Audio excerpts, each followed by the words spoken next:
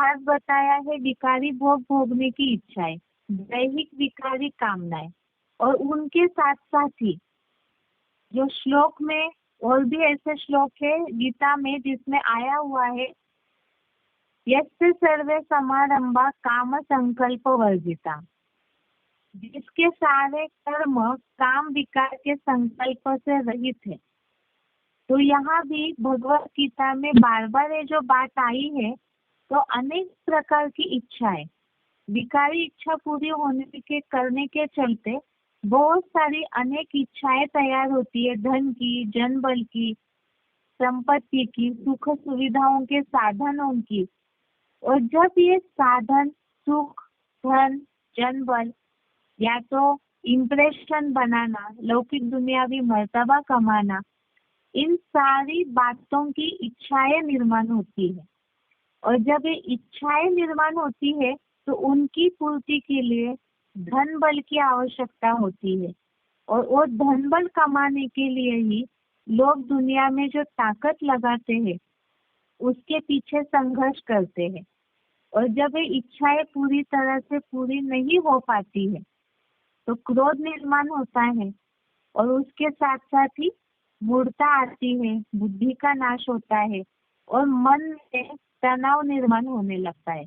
क्योंकि आज की दुनिया में इतना ज्यादा संघर्ष है धन कमाने के पीछे कि उसके पीछे इच्छाओं की पूर्ति के लिए धन की आवश्यकता है। और लोग आज दुनिया में यही सोचते हैं कि पैसा ही सब कुछ है, और उसे कमाने के पीछे जो संघर्ष करते हैं उस संघर्ष के कारण ही मानसिक तनाव, मेंटल डिप्रेशन निर्माण होने लगता है। अब इसका निवारण क्या है जो हम भगवत गीता के आधार से ही समझते हैं। भगवत गीता में ही इसका निवारण बताया है। सबसे पहले तो इंद्रिय सुख, इंद्रिय सुखों की ओर अगर ज्यादा दौड़ेंगे तब ही इस तरह का तनाव निर्माण होगा। और भगवत गीता में खास बताया हुआ है कि शुभ अशुभ, अशुभ को पाकर भी जो ना आनंदित होता है ना द्वेष करता है। जीवन में सफलता असफलता नून है, लेकिन उसमें ना खुश होंगे, ना दुखी होंगे, ना द्वेष करेंगे। अगर इस तरह से बुद्धि का कांटा स्थिर है, इंद्रिय सुखों की ओर ज्यादा दौड़ते नहीं है, ये बात अगर बुद्धि में है, ये शरीर जो है वो कलयुगी तमोप्रधान शरीर है। ये दुनिया जो है इसके जो सुख है वो भी विनाशी है, तमोप्रधान है। अगर ये बात बुद्धि में रहेगी और इंद्रिय सुख जो है, शरीर जब तमोप्रधान मिला है कलयुग अंत में, तो उसके सुख जितना भी चाहेंगे तो भी वो कभी भी पूर्ति नहीं होगी। लौकिक में भी ऐसे कहते हैं, इच्छाओं की जो पूछ है वो कभी भी बंद नहीं होती, इच्छाएं निर्माण होते ही रहती है।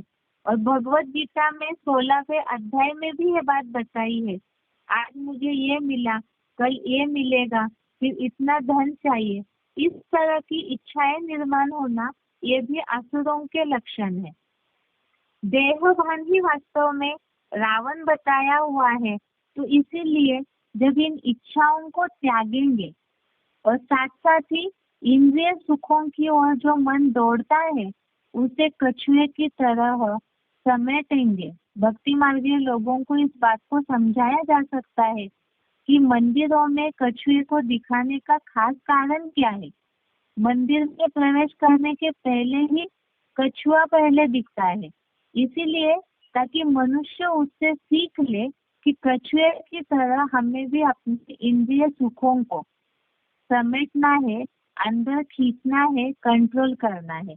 और जब इंद्रिय सुखों की ओर मन दौड़ेगा नहीं, तमोप्रधान सुखों की ओर, क्योंकि बताया राजयोगी की तो ये तमोप्रधान सुखों की जो आसक्ति है वो भी हट जाती है। और जब इस तरह से आसक्ति हटेगी, मन स्थिर होगा, क्योंकि मन में जब इच्छाएं निर्माण नहीं होगी तो मन स्थिर हो जाएगा। और ऐसी स्थिरता के लिए और खास क्या जरूरी है, केवल सन्यासी भी तो सब कुछ त्याग कर रहे हैं, केवल इंद्रियों को कंट्रोल कर लिया, सुख लेना छोड़ दिया, मात्र इतने से नहीं होगा। उसके बदले में कोई अच्छी चीज मिलनी चाहिए, तब ही मन शांत होगा, क्योंकि मन तो चंचल है जन्म जन्मांतर का। इसीलिए ही आत्मस्टार में जब मन एकाग्र हो जाए और परमात्मा में बुद्धि खींच ले, तब ही जो बताया हुआ है आत्मा अपना शत्रु और अपना मित्र स्वयं है, तो जबरियन आत्मा को खींच करके आत्मस्टार में ले जाए तो ऑटोमेटिकली ही परमात्मा में भी बुद्धि योग जुड़ेगा। और जब इस तरह से आत्मा परमात्मा का जोड़ हो जाएगा, तब ऑटोमेटिकली मन और बुद्धि एक ऐसी स्टेज में स्थिर हो जाती है और वाइब्रेशन का सुख या मन की एकाग्रता से जो सुख अनुभव होता है, उसे देख करके इंद्रिय सुख जो है ऑटोमेटिकली ही कम भासने लगेंगे, तुच्छ भासने लगेंगे। और ऐसी जब स्थिति आ जाएगी, मन और बुद्धि दोनों जब एक स्टेज में स्थिर हो जाते हैं, तब ऑटोमेटिकली ही जो मानसिक तनाव है उससे मुक्ति पा सकते हैं। मूल कारण है एक तो अनेक प्रकार की इच्छाओं को कंट्रोल करें। इसमें ऐसे होता है, दुनिया में भी ऐसे कहते हैं कि लोग वास्तव में अपने दुखों से ज्यादा दुखी नहीं होते हैं, दूसरों के सुखों को देख करके ज्यादा दुखी होते हैं। बात के रिपीट कर रहे एक बार, ऐसे होता है, एक प्रचलित बात भी है, शिव बाबा भी मुरलियों में इन बातों को बोलते हैं कि एक मानसिकता ऐसी हो जाती है मनुष्य की कि वो अपने दुखों से इतना परेशान नहीं होता है जितना दूसरों के सुखों को देखकर परेशान होता है। ये चाहना रहती है कि हमें भी इतना चाहिए, उतना चाहिए। इस तरह की इच्छाएं वैरायटी प्रकार की जब तक कंट्रोल न करे कामनाएं, तब तक मन स्थिर नहीं होगा। और जब इच्छाएं कंट्रोल होगी तो देह भान से अपने आप को डिटैच करेंगे तो मन बुद्धि एकाग्र होगी। और जब मन बुद्धि एकाग्र हो जाएगी तो ऑटोमेटिकली ये जो खींचातान है वो भी कम हो जाएगी। और भी भगवत गीता में ऐसे बहुत सारे श्लोक है जिन शब्दों को हमने बार बार देखा है। एक तो सर्व संकल्प संन्यस्त योगी भगवती कश्यन सर्वारंभ परित्यागी। और भगवत गीता में आया है यस्य सर्वे समारंभा काम संकल्प वर्जिता, अर्थात जिसके सारे कर्म काम विकार के इच्छाओं के संकल्प से रहित है, तब ही वो जीवन में स्थिर हो सकता है और प्राप्ति कर सकता है, सुख शांति की अनुभूति कर सकता है। इस तरह से प्रश्न हो गया।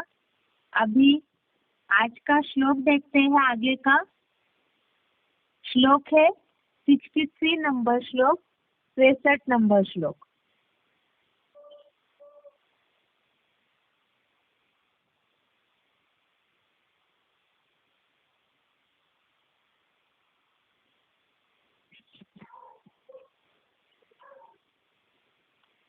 श्लोक है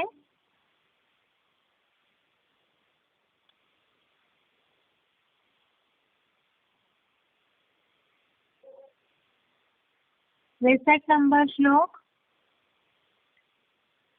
क्रोधात् भवति सम्मोह, सम्मोहात् स्मृति विभ्रमः, स्मृतिभ्रंशात् बुद्धिनाशो, बुद्धिनाशात् प्रणश्यति। श्लोक दोबारा। क्रोधात् भवति सम्मोह, सम्मोहात् स्मृति विभ्रमः, स्मृतिभ्रंशात् बुद्धिनाशो, बुद्धिनाशात् प्रणश्यति। संधि विच्छेद श्लोक का।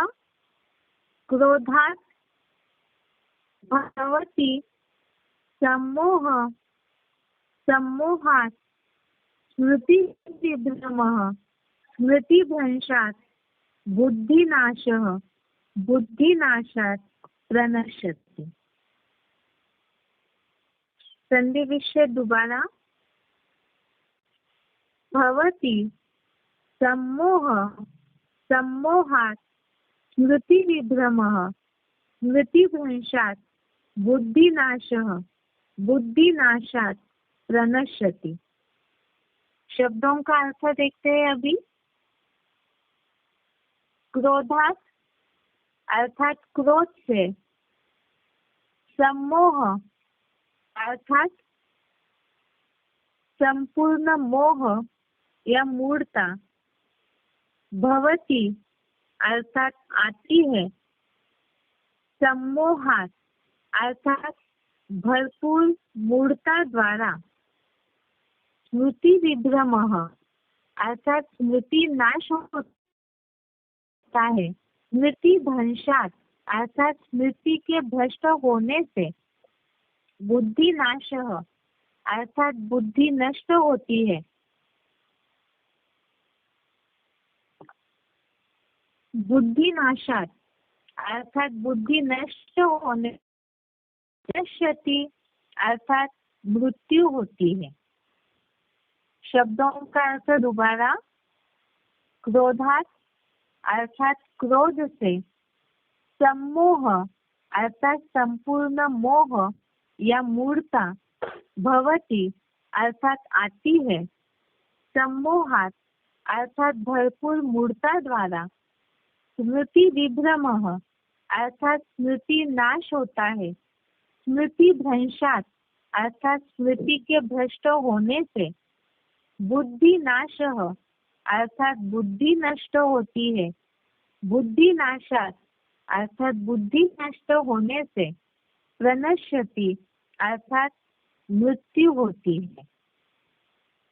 श्लोक का अर्थ देखिए अभी। क्रोध से संपूर्ण मोह या मूढ़ता आती है, भरपूर मूढ़ता द्वारा स्मृति नाश होता है, स्मृति के भ्रष्ट होने से बुद्धि भ्रष्ट होती है, बुद्धि नष्ट होने से मृत्यु होती है। अर्थ दोबारा देखते हैं, क्लैरिफिकेशन सहित ही अर्थ देखते हैं क्योंकि ज्यादा क्लैरिफिकेशन नहीं है इस अर्थ में। क्रोध से संपूर्ण मोह या मूढ़ता आती है, भरपूर मूढ़ता से जर्जरी भूत बुद्धि द्वारा स्मृति नाश होता है, स्मृति के भ्रष्ट होने से परख या निर्णय शक्ति रूपा समझ शक्ति बुद्धि नष्ट होती है और बुद्धि नष्ट होने से धर्म पर अनिश्चय रूपी मृत्यु होती है। ये श्लोक 62 नंबर श्लोक से रिलेटेड ही है, 62 नंबर श्लोक से रिलेटेड ही ये श्लोक है। इसीलिए पहले श्लोक में हमने जैसे देखा था विषय भोगों का अर्थात विषय भोग अर्थात जो भी इंद्रियों से सुख भोगा है, खास तो भगवत गीता में विषय भोग माना विकारी कामनाएं जो है, विकारी भोग, दैहिक विकारी कामनाएं, काम विकार, इसी से रिलेटेड बोला है और उसके साथ साथ अन्य कामनाएं भी।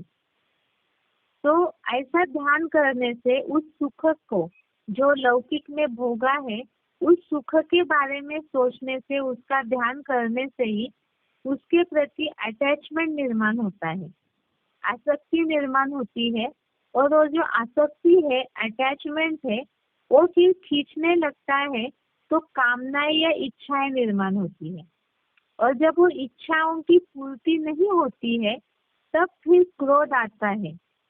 और अभी के श्लोक में जब क्रोध आता है अति का तो बताया क्रोध से संपूर्ण मोह या मूढ़ता आती है।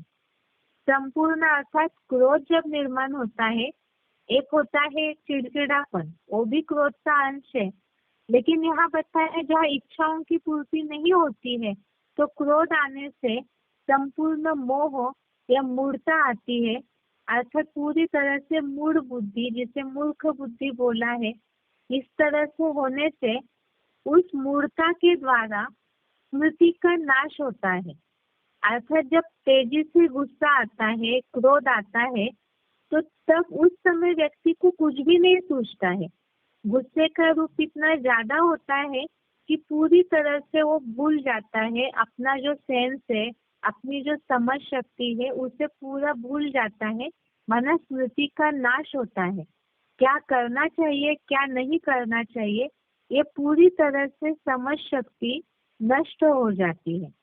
ऐसी स्मृति के भ्रष्ट होने से, स्मृति के नाश होने से, स्मृति के भ्रष्ट होने से बुद्धि की परख और निर्णय शक्ति रूप समझ शक्ति अर्थात ज्ञान पूरी तरह से नष्ट होता है और बुद्धि नष्ट होने से धर्म पर अनिश्चय रूपी मृत्यु होती है। ये तो क्लैरिफिकेशन सहित जो अर्थ शिव बाबा ने समझाया है उसमें बताया धर्म पर अनिश्चय रूपी मृत्यु।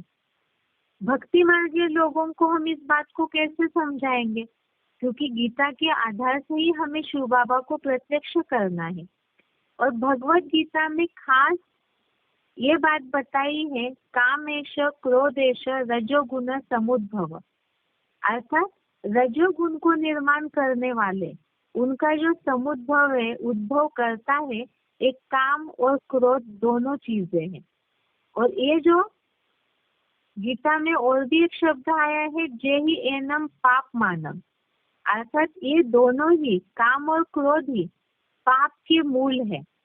और यहाँ भी बताया है कि कामना है और क्रोध ये दोनों आपस में जुड़े हुए हैं। इच्छाओं की पूर्ति न होने से, हम दैनिक भाषा में इस बात को पहले समझते हैं कि इच्छाओं की पूर्ति न होने से गुस्सा आता है। बहुत गुस्सा जब तेजी से आता है तो कईयों का ये अनुभव होगा, जिनका क्रोध कंट्रोल में नहीं है तो प्रैक्टिकल जीवन में अनुभव होगा नंबरवार सभी का ही, कि जब गुस्सा आता है उस समय कुछ भी समझ में नहीं आता है। कईयों की तो ऐसी स्थिति होती है कि शरीर कांपने लगता है, चेहरा पूरा लाल हो जाता है और उस समय समझ में नहीं आता है क्या करना है। अर्थात ही वो जो स्थिति है वो है स्मृति नाश होने की, कि सामने कौन खड़ा है, हम किस स्थान पे है, न स्थान का भान रहता है, व्यक्तियों का भान नहीं रहता है, परिस्थितियों का भान नहीं रहता है और गुस्सा कर देता है व्यक्ति। और जब ऐसे गुस्सा तेज आता है मतलब ये बुद्धि नष्ट हो गई और बुद्धि नष्ट होने से मृत्यु हो जाती है।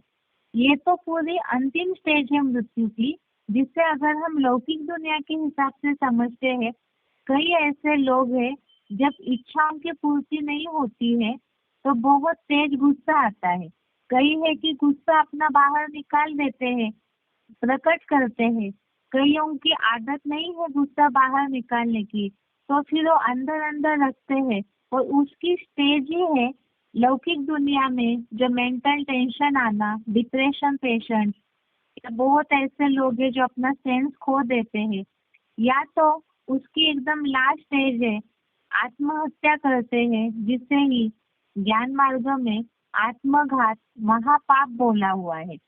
जो सुसाइड करते हैं अपने ही साथ जो अनहोनी कर देते हैं, तो ये बुद्धि के नाश होने से ही मृत्यु होती है। भगवत गीता में तो यहाँ ज्ञान के हिसाब से बताया हुआ है, इसे भी समझते हैं, लेकिन भगवत गीता तो हमें लौकिक दुनिया वालों को भी समझानी है। जो हमने अभी एक प्रश्न देखा था, मानसिक तनाव वालों को कैसे समझाएंगे, तो मेन जरूरी है मन बुद्धि की स्थिरता। बेसिक कोर्स में हमने इस बात को अच्छे से समझा था कि मन चंचल होता है, वो इंद्रिय सुखों की ओर दौड़ता है और बुद्धि का लगाम, बुद्धि में तो अगर ढेर सारी मत मतांतरों का कवर चढ़ा हुआ है, जंग चढ़ी हुई है, तो सही समय पे निर्णय नहीं ले पाती है बुद्धि। वास्तव में ये एक कर्म युद्ध है, जीवन का युद्ध है, और इस युद्ध में सही समय पे अगर हम अपने ज्ञान के अस्त्र शस्त्र को उठा करके परिस्थितियों को नहीं काट पाते हैं, तो शत्रु जो है आकर के वार करके चला जाएगा। यह शत्रु माना ही है मायावी आक्रमण। माया का आक्रमण, ढेर सारी इच्छाएं जो देहभान से पैदा होती है, तो ये माया रावण के ही रूप है। माया रावण जो है देह के संबंधी, देह के पदार्थ कोई भी रूप में कमी के रूप में आता है। हमारी जो कमियां है, अव्यक्तवाणी में बोला है कि जो कमियां है वही वास्तव में गड्ढे हैं, और इस गड्ढे में जब गिर जाते हैं तो ऑटोमेटिकली कहीं ना कहीं चोट लग जाती है। अब कईयों को चोट ऐसी लगती है कि फिर भी उठ के खड़े होते हैं। अगर क्रोध को नियंत्रण में नहीं रखा, वैसे तो मुरलियों में बोला है क्रोधी को पतित नहीं करेंगे, लेकिन काम विकार की इच्छा के कारण ही क्रोध निर्माण होता है, तो वो भी बुद्धि का नाश जरूर करता है। इसीलिए ही सबसे पहली मूल बात कि जो सुख हमने लौकिक में भोगा है उसे पूरी तरह से संकल्प सहित त्यागना है। और जब तक ऐसे त्यागते नहीं है, जो बताया कि हम इस उदाहरणों को पहले भी समझे हैं, बार बार उन उदाहरणों को रिपीट नहीं करेंगे। एक छोटा सा उदाहरण फिर भी, जैसे लौकिक में बहुत अच्छी अच्छी चीजें खाई हुई है, उसे बार बार याद करते हैं। तो जब टेस्टी खाना खाने की आदत है, ज्ञान मार्ग में आने के बाद श्रीमत अनुसार भोजन करना है, जब वो नहीं मिल पाता है तो कहीं ना कहीं इच्छा है, तब वही क्रोध निर्माण होता है। कहीं ऐसे होता है कि अच्छा खान पान न मिला तो बहुत ज्यादा गुस्सा आता है। प्रैक्टिकल जीवन में ऐसा होता है कि थाली भी खिसका देते हैं, खाने से उठ जाते हैं। ये एक लौकिक जीवन का उदाहरण बता दिया केवल। तो और भी ऐसी बात है, ये तो पुरुषार्थी लोग अपने आप को खुद चेक करें कि अगर गुस्सा आया है तो उस समय तुरंत अपने आप को चेक करना है कि कौन सी इच्छा की पूर्ति नहीं हुई है जिस कारण से क्रोध आया है। और यहाँ जो भगवत गीता के आधार से अर्थ बताया है कि धर्म पर अनिश्चय रूपी मृत्यु हो जाती है। अर्थात क्रोध आता है, क्रोध से मूर्छा आती है, अर्थात बुद्धि का नाश होता है, मूर्ख बुद्धि होते हैं, संपूर्ण मोह अर्थात यहाँ भी कहीं ना कहीं अटैचमेंट निर्माण हुआ है, या तो मूर्छा आ जाती है। और जब वो नहीं हो पाता है तब स्मृति भ्रष्ट होती है, अर्थात बुद्धि काम करना बंद हो जाता है। और ऐसे बुद्धि की निर्णय शक्ति, परख शक्ति जब काम करना बंद हो जाती है, बुद्धि नष्ट हो जाती है, तब ही धर्म पर अर्थात ज्ञान पर भी अनिश्चय आ जाता है। तो अनिश्चय होने का एक खास कारण बताया। सबसे पहले हमने ऊपर एक कारण देखा है इसके पहले श्लोक में कि बुद्धिमान पुरुष की जो इंद्रियां है, 60 नंबर के श्लोक में हमने देखा था कि बुद्धिमान पुरुष की जो इंद्रियां है वो मन को बलपूर्वक खींच लेती है। इच्छाओं की निर्माण होने से मन उस तरफ खींच लेता है और खींच करके चला जाता है। बुद्धि ने तो सही रीति से मन को पकड़ के नहीं रखा, इच्छाओं को कंट्रोल करके नहीं रखा, और तब ही बुद्धि का नाश हो जाता है। और ऐसे नाश होने से कई बार इच्छाओं की पूर्ति न होने पर, देह भान की दैहिक इच्छाओं की पूर्ति न होने पर आसक्ति या अटैचमेंट इतना ज्यादा रहता है कि अनिश्चय हो जाता है। ज्ञान को पूरा छोड़ करके बलपूर्वक खींच करके लौकिक दुनिया में भी चले जाते हैं। इसीलिए ही ऐसी स्थिति तक न पहुंचे, इसके लिए जरूरी है कि समय पर ही हम अपनी इच्छाओं को नियंत्रण में रखें। और इसके लिए ही बताया कि अगर खुद को आत्मा समझते हैं, देहभान आता है, तो कहीं ना कहीं देह के इंद्रियों में, कर्मेंद्रियों में, ज्ञानेंद्रियों के सुख में बुद्धि जाती है। और अगर खुद को आत्मा समझने की बार बार प्रैक्टिस करते हैं तो देह से ऑटोमेटिकली डिटैच होते रहेंगे। और डिटैच होते रहेंगे, आत्मा की इतनी प्रैक्टिस ऊपर चढ़ जाए, इतना डिटैच हो जाए आत्मा शरीर से कि उन सुखों की ओर मन भागेगा नहीं, क्योंकि मन को जब असली सुख शांति मिल जाएगी। ऐसे होता है जो हमने बेसिक कोर्स में भी समझा कि मन को कई बार लगता है, जो मन में चंचलता है, अस्थिरता है, बहुत संकल्प निर्माण होते हैं, तो लोग मनोरंजन का साधन ढूंढते हैं। कहीं घूमने जाते हैं, कहीं आंखों का सुख लेते हैं, कहीं कान का सुख लेते हैं। अब जैसे ऐसे होता है वो साधन खराब हो गया सुख देने वाला, तब भी चिड़चिड़ापन आता है, गुस्सा आ जाता है, मूड ऑफ हो जाता है। वैरायटी प्रकार है क्रोध के भी, जो बताया द्वेष है, घृणा है, चिड़चिड़ापन है, ये सब छोटे छोटे भाई है गुस्से के, इच्छाओं के। ईर्ष्या, द्वेष, ये बहुत सारे छोटे छोटे अवगुण हैं तो ये सब निर्माण होने लगते हैं। और ये निर्माण होते होते जो बताया, मूड ऑफ होना, काम करने की इच्छा न होना, माना ही स्मृति भ्रष्ट होना, बुद्धि का नाश होना, जो मूल जीवन का लक्ष्य है उससे बुद्धि भटक जाती है। बुद्धि नाश होना माना जीवन का जो लक्ष्य है परमात्मा से अतीन्द्रिय सुख की अनुभूति करना, उस लक्ष्य से बुद्धि हट जाती है। जिसके लिए मुरलियों में शिव बाबा बोलते हैं कि ऐसी ऐसी माया की परीक्षा आएगी कि आधा स्वर्ग का नशा गुम हो जाएगा।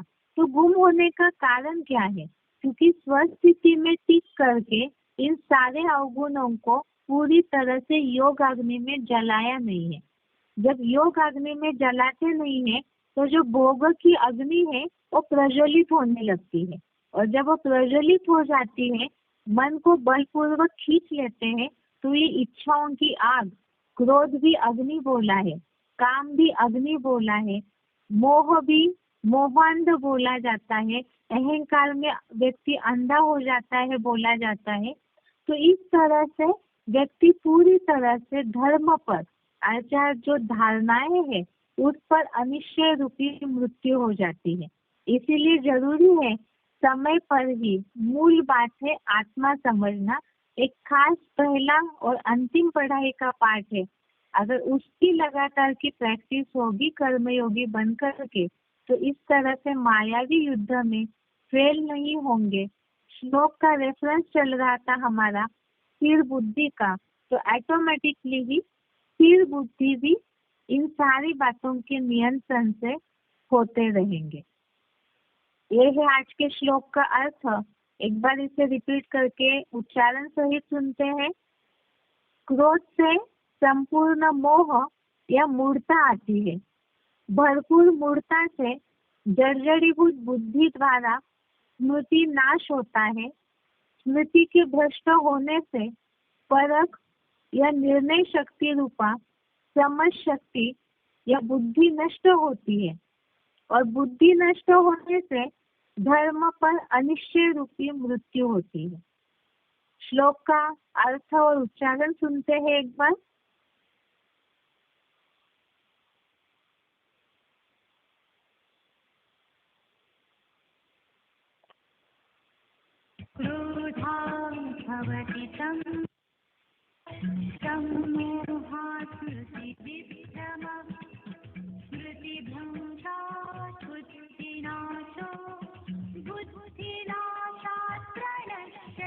क्रोध से संपूर्ण मोह अथवा मूर्ता आती है। भरपूर मूर्ता से जड़ जड़ीभूत बुद्धि द्वारा स्मृति नाश होता है। स्मृति के भ्रष्ट होने से परख और निर्णय शक्ति रूपा समझ शक्ति बुद्धि नष्ट होती है, और बुद्धि नष्ट होने से धर्म पर अनिश्चय रूपी मृत्यु होती है।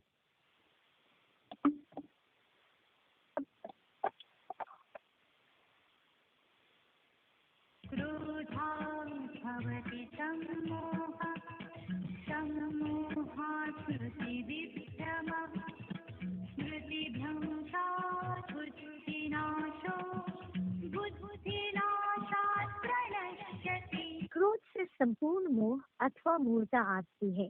भरपूर मूर्ता से जड़ जड़ीभूत बुद्धि द्वारा स्मृति नाश होता है। स्मृति के भ्रष्ट होने से परख और निर्णय शक्ति रूपा समझ शक्ति बुद्धि नष्ट होती है, और बुद्धि नष्ट होने से धर्म पर अनिश्चय रूपी मृत्यु होती है।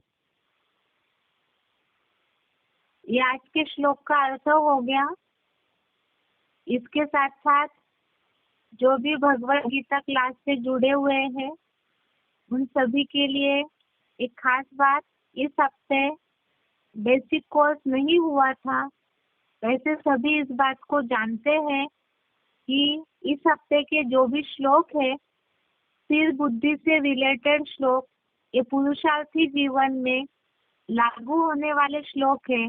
और खास तो अभी ब्राह्मण दुनिया का परीक्षाओं का समय चल रहा है, जो 2018 में ही शिव बाबा ने इस बात को बताया था। इसीलिए ही खास इन सारे श्लोकों को जो दूसरे अध्याय में अभी चल रहे हैं, ये सारे श्लोक ही पुरुषार्थी जीवन में अपने में लागू करने के लिए है, पुरुषार्थी जीवन में लागू करने के लिए है। तो इसीलिए इनका अर्थ अच्छी रीति से समझना भी जरूरी है। और साथ साथ ही इससे रिलेटेड ही बहुत सारे मुरली पॉइंट, अव्यक्तवाणी के पॉइंट्स भी हमने देखे। शिव बाबा ने जो मुरलियों में क्लैरिफिकेशन दिया है उसे भी हमने सिलेक्टेड पॉइंट्स के द्वारा समझा है। तो उसके कारण ही श्लोकों का अर्थ समझते समझते ज्यादा समय नहीं बच रहा था कोई भी क्लास में, इसीलिए इस हफ्ते बेसिक कोर्स नहीं हो पाया है। कई जगह से ये बात आ रही थी या कईयों के संकल्प भी चल रहे होंगे, इसीलिए इस बात को क्लियर किया जा रहा है कि आगे भी जहाँ जहाँ पुरुषार्थी जीवन में जैसी जैसी स्थिति परिस्थितियों के अनुसार श्लोक है, या तो कई बार सिलेक्टेड पॉइंट ज्यादा होते हैं उस श्लोक से रिलेटेड, मुरली पॉइंट्स भी होते हैं, तो उस दिन बेसिक कोर्स नहीं हो पाता है। बाकी आगे जहाँ छोटे श्लोक है, जहाँ समय बच रहा है, तो उस समय जरूर बेसिक कोर्स भी रिकवर किया जाएगा। लेकिन जो हम अभी अध्याय वाइज श्लोक समझ रहे हैं, दोबारा इसे रिपीट करके आ नहीं पाएंगे, बहुत लंबा समय जाएगा, पूरे 18 अध्याय पूरे करने हैं। तो रिपीटेशन जब करना भी हो यदि भविष्य में, तो समय जाएगा। इसीलिए ही जो सीरियल वाइज हम श्लोक अभी सुन रहे हैं, अर्थ समझ रहे हैं, तो उसे उसी दिन क्लियर किया जाता है, ताकि पुरुषार्थी जीवन में जिनके भी ऐसी समस्याओं से जुड़े हुए लोग हैं, तो उनको भी उन बातों का शिव बाबा के क्लैरिफिकेशन के साथ साथ समाधान मिले। इसीलिए ही समय लगने के कारण इस हफ्ते बेसिक कोर्स नहीं हो पाया है। आगे के हफ्ते में जहाँ जहाँ छोटे श्लोक है उस दिन बेसिक कोर्स जरूर किया जाएगा। आज के लिए यहाँ तक ही। ओम शांति।